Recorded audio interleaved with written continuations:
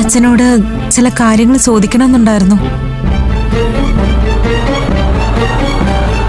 ശ്യാമളപ്പച്ചി അച്ഛനെ കുറിച്ച് ചില കാര്യങ്ങളൊക്കെ ഞങ്ങളോട് പറഞ്ഞിരുന്നു. അതൊക്കെ ശരിയായിരുന്നോ? ശ്യാമള എന്നെ കുറിച്ച് എന്താ പറഞ്ഞേ? കലയമ്മയെ കുറിച്ച് അച്ഛൻ അപ്പച്ചിക്ക് വല്ല മുന്നറിയിപ്പുകളും കൊടുത്തിരുന്നോ? കലാവതി നിങ്ങൾക്കെതിരെ നടത്തുന്ന ഓരോ നീക്കവും ഞാൻ അറിയുന്നുണ്ടായിരുന്നു. അത് അപ്പപ്പോ നിങ്ങളെ അറിയിക്കണമെന്നുണ്ടായിരുന്നു. പക്ഷെ അപ്പോഴേക്കും നിങ്ങൾ എന്നെ ശത്രുപക്ഷത്ത് നിർത്തി കഴിഞ്ഞു.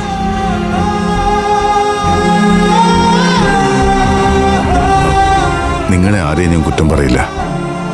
കാരണം എനിക്കെതിരെ അത്രയും വലിയ ഉപജാപമല്ലേ കലാവതി നടത്തിയത്.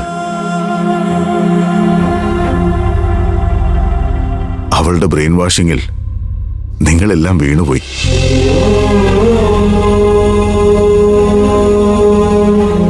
എത്ര വലിയ സത്യമാണെങ്കിലും അത് ഞാൻ വന്ന് പറയുമ്പോൾ നിങ്ങൾ ആരും വിശ്വസിക്കില്ല എന്ന് എനിക്ക് നല്ല ബോധ്യമുണ്ടായിരുന്നു. അതുമാത്രമല്ല, അക്കാലത്ത് നിങ്ങൾ എന്നെ ഈ പടി ചവിട്ടാൻ പോലും അനുവദിച്ചിട്ടില്ല. അപ്പൊ പിന്നെ കലാവതി നിങ്ങൾക്കെതിരെ നടത്തുന്ന നീക്കങ്ങൾ ഞാൻ എങ്ങനെയാ മക്കളെ നിങ്ങളോട് വന്ന് പറയാ?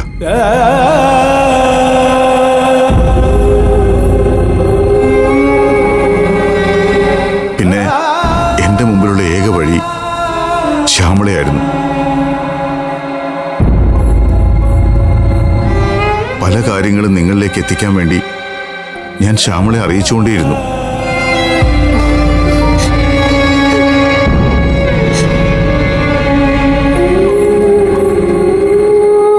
പക്ഷേ ഒരു ഘട്ടത്തിൽ ഞാൻ പറയുന്ന കാര്യങ്ങൾ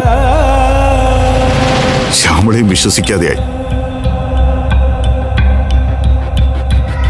കലാവതിയോടുള്ള ശത്രുത കാരണം ഞാൻ വെറുതെ പറഞ്ഞുണ്ടാക്കുന്നതാണെന്ന് വരെ ശ്യാമള പറഞ്ഞു. ഒടുവിൽ ചന്ദ്രേട്ടൻ ഒരു സൈക്കാട്രിസ്റ്റിനെ കാണണം, ചന്ദ്രേട്ടന് കാര്യമായ എന്തോ തകരാറുണ്ടെന്ന് വരെ ശ്യാമള പറയുന്ന അവസ്ഥയായി.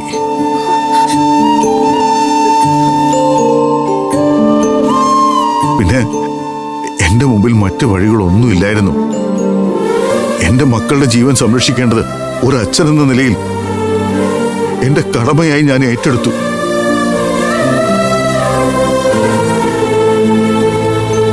ഇതുപോലെ ഓരോ കഥകൾ പറഞ്ഞ് നല്ല വെള്ള ചമഞ്ഞ് കലയമ്മയും ഞങ്ങളുടെ ഗുഡ് ബുക്കിൽ കയറി പറ്റിയത്. എനിക്ക് ഈ പറഞ്ഞതൊന്നും അത്ര വിശ്വാസമായില്ല.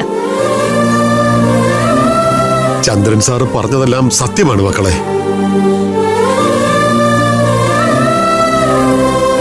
അന്ന് ഗോഡൌണിൽ വെച്ച് നിങ്ങൾക്ക് നേരെ ആക്രമണം ഉണ്ടായപ്പോൾ അത് മുൻകൂട്ടി മനസ്സിലാക്കി തടയാനെത്തിയ ആളാണ് ചന്ദ്രൻ സാർ.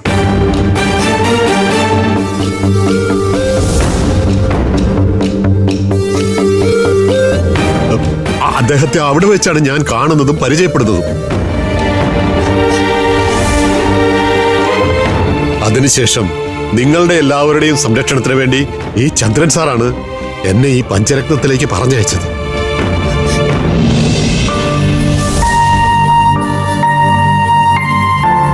അന്ന് തൊട്ട് എല്ലാ ദിവസവും സാർ എന്നെ വിളിച്ച് നിങ്ങളുടെ വിശേഷങ്ങൾ തിരക്കുമായിരുന്നു.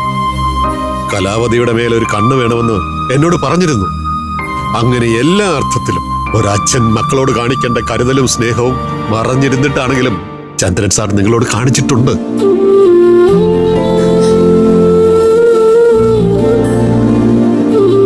അതുകൊണ്ട് അദ്ദേഹത്തിന്റെ സ്നേഹത്തെയും ആത്മാർത്ഥതയും ഒന്നും നിങ്ങളാരും അവിശ്വസിക്കേണ്ട കാര്യമില്ല.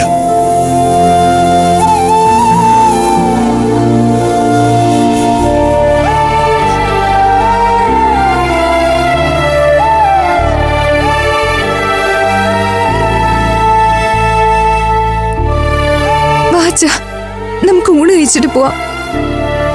അതിന് അച്ഛൻ ഇനി എവിടെയും പോകുന്നില്ല.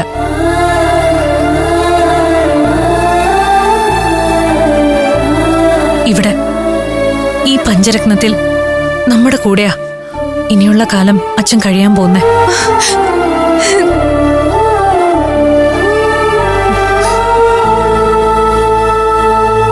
അമൃതിച്ചൊന്ന് വന്നേ. വാ. എന്താ?